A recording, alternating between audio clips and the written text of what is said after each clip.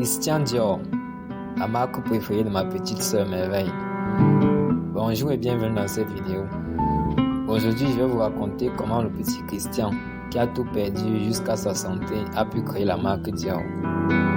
Si ce type de vidéo inspirante t'intéresse, n'hésite pas à t'abonner. Christian Dior est né dans la ville balnéaire de Granville, sur la côte normande, le 21 janvier 1905. Il était le fils d'un riche fabricant d'engrais et était l'un des 5 enfants. À 5 ans, il s'installe avec sa famille à Paris et enfant, il vivait dans son petit monde, amusé par tout ce qui était pétillant. Mais son plus grand amour était pour les fleurs et les plantes. Comme tant de couturiers, il adorait sa mère et sa façon de s'habiller belle époque est restée à jamais gravée dans sa mémoire. Son père, comme tout papa de l'époque, rêvait que son fils rejoigne la grande administration, précisément le corps diplomatique. Mais Dior avait un penchant pour l'art et commença à vendre ses croquis dans la rue pour gagner de l'argent de poche. À la sortie de l'école, Dior a repris une petite galerie d'art que son père lui avait achetée, où lui et un ami vendaient des œuvres d'artistes, dont Pablo Picasso. C'était le genre de galerie où les amis venaient, restaient, mais n'achetaient jamais. Donc clairement, il ne facilitait pas la tâche.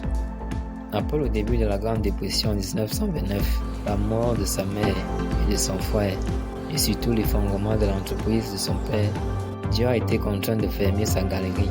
Il a perdu son appartement et a même dû dormir chez un ami. Les jours sombres de Christian Dior, vivant dans la rue et sans alimentation, et surtout très pauvre, l'ont amené à contracter la tuberculose et il a dû passer 1 an en convalescence. Avec l'aide des contacts et des relations de son ami Bérard, bien que sale et peu recommandable, Dior a commencé à vendre des croquis de modèles de chapeaux aux journaux et s'est finalement vu offrir un emploi chez le couturier suisse Robert Piguet, jusqu'à ce qu'il soit appelé au service militaire en 1940. À la fin de son service en 1942, il a commencé à travailler pour le couturier Lucien Longue, où lui et Pierre Balmain, qui fonda plus tard la maison Balmain, étaient les principaux créateurs. Après avoir rejeté la suggestion de Balmain de créer ensemble un établissement de couture, il trouve ambitieux de profiter de la forte demande des épouses d'officiers allemands et anglais pour la couture parisienne. L'ambition de Dior, qui était restée si longtemps en jachère, a commencé à germer dans ses propres idées d'entreprise après l'ouverture triomphale de la maison éponyme Balmain en 1945. Heureusement pour Christian, Marcel Boussac, qui était millionnaire et industriel connu comme le roi du coton de France, avait des usines inactives à la fin de la guerre. Il prévoyait d'acheter une maison de couture pour créer un travail qui ferait tourner ses machines. Il a offert à Dior l'opportunité de faire revivre une maison disparue, appelée Philippe et Gaston. Mais Dior a refusé, disant qu'il n'était pas intéressé à ressusciter une entreprise d'entre les morts, mais qu'il serait très intéressé par la création d'une toute nouvelle maison de couture en son propre nom, comme son ami Balmain l'avait fait avec tant de succès. Boussac, grand entrepreneur et investisseur qu'il était, accepte et dépose une belle somme. Et à 41 ans, Dior commence sa véritable carrière. Il fonde la maison Christian Dior le 16 décembre 1946, au 30 avenue Montaigne, Paris, épaulé par Marcel Boussac. Avant cela, la sœur cadette de Dior, Catherine, rejoint la résistance française, entraînant sa capture par la Gestapo et son emprisonnement au camp de concentration de Ravensbrück. Heureusement, elle a survécu et a été libérée en 1945. Le 12 février 1947, Dior sort sa première collection rapidement baptisée New Look, de par son style bien innovateur, et il nomme son premier parfum Miss Dior, en hommage à sa sœur Catherine. Le New Look remporta un grand succès, de sorte que la maison a été inondée de commandes, et des stars de renommée mondiale, telles que Margot Fantine, ont acheté et porté les pièces, rehaussant considérablement le profil de Dior. Dior a même été invité à organiser une présentation privée de la collection pour la famille royale britannique, bien que le roi George V aurait interdit aux jeunes princesses Elizabeth et Margaret de porter le New Look parce qu'on voyait certaines parties du corps. En 1949, Dior a été le premier couturier à organiser la production sous licence de ses créations. Ayant réalisé l'importance du look complet et que le new look ne pouvait être réalisé avec succès sans les bonnes chaussures, les gants et chapeaux Dior. En collaboration avec son partenaire commercial Jacques Rouet, Dior a autorisé son nom à une gamme d'accessoires de luxe. Des fourrures, des bas, des cravates et des parfums ont également été fabriqués dans des centres régionaux à travers le monde, répandant rapidement sa marque dans le monde entier. Bien que cette décision ait été fortement critiquée par la Chambre française de la couture, qui a dénoncé cette décision comme dépréciant l'industrie de la haute couture, l'octroi de licence est devenu une décision rentable pour Dior, et la leçon de l'atelier a été suivie par presque toutes les maisons de couture de l'époque. En 1955, Yves Saint Laurent, 19 ans, devient l'assistant de création de Dior. Christian Dior rencontre ensuite la mère d'Yves Saint Laurent, en la personne de Lucienne Mathieu Saint Laurent, en 1957, pour lui annoncer qu'il a choisi Saint Laurent pour lui succéder chez Dior. Elle a dit à l'époque qu'elle avait été troublée par la remarque, car Dior n'avait que 52 ans à l'époque. Peu de temps après sa rencontre avec la mère de Saint Laurent, Christian Dior est victime d'une crise cardiaque mortelle due à ses mauvaises habitudes alimentaires, dit-on, laissant la maison en plein désarroi.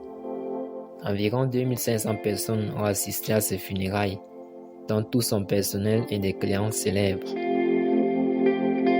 Pour tenter de stabiliser le label, Jacques Rouet a nommé Yves Saint Laurent, alors âgé de 21 ans, comme directeur artistique. Saint Laurent est resté en poste jusqu'à ce qu'il soit enrôlé dans l'armée, période pendant laquelle il a été renvoyé de Dior par Rouet et remplacé par Marc Bohan. En 1978, le groupe Boussac, jusqu'ici détenteur de Dior, cède ses actifs au groupe Huilot. Et après son entrée triomphale dans l'administration de LVMI, Bernard Arnault et son groupe d'investissement ont acheté les participations du groupe Huilot en 1984. Prenant le pouvoir en tant que président directeur général, Arnault a radicalement modifié les opérations de Dior et l'a amené au niveau où il est aujourd'hui. En 1990, des boutiques Dior ont été ouvertes dans les quartiers commerçants haut de gamme de New York, Los Angeles et Tokyo. Cette année-là, le chiffre d'affaires de Dior était de 129 millions de dollars, avec un bénéfice net de 22 millions de dollars. En 1995, Bernadette Chirac, épouse de l'ancien président français Jacques Chirac, a contacté la maison Christian Dior, expliquant qu'elle souhaitait offrir à la princesse de Galles, la princesse Diana, un sac à main unique lors de sa visite à Paris. La maison a créé un sac noir structuré, officieusement nommé le chouchou. Il a présenté à Lady Diana lors de l'exposition Cézanne au Grand Palais. Peu de temps après, le sac a été aperçu au bras de la princesse lors de sa visite dans un foyer pour enfants à Birmingham. Elle a été photographiée ce jour-là avec un sac, tenant un enfant dans ses bras. Quelques semaines plus tard, elle a de nouveau été photographiée avec son sac préféré lors d'une visite d'État en Argentine. Décrit comme iconique et légendaire, Dior a lancé le sac dans une plus grande série et a changé le nom en Lady Dior en 1996 avec la bénédiction de la princesse Diana. Cette année, les revenus du label sont passés à 177 millions de dollars avec un revenu net de 26,9 millions de dollars. Au fil des années, plusieurs célébrités ont été le visage de Lady Dior, dont Carla Bruni, Diana Kruger, Monica Bellucci. Quoi qu'il en soit, l'entreprise que Dior a créée s'avère être une structure de longue haleine qui ne mourra probablement jamais. Les gènes de Christian Dior et les fondations qu'il a jetées pour son entreprise étaient si justes qu'il y a tout lieu de croire qu'il y aura une maison Dior tant qu'il y aura de la haute couture à Paris. Dior a créé son entreprise à 41 ans. Je suppose qu'à cet âge, il avait forcément une famille à nourrir et plein d'obligations. Alors, quel que soit votre âge, c'est encore possible pour vous d'entreprendre. Bien sûr, avec le poids des responsabilités, il y a des risques que vous ne pouvez plus vous permettre de prendre. Mais avec une bonne planification, une vision claire, de l'engagement de la discipline, de l'audace et de la détermination, vous pourrez créer quelque chose de grand. Merci d'avoir regardé la vidéo jusqu'au bout. Laisse un pouce bleu si tu as aimé et abonne-toi pour voir d'autres vidéos inspirantes.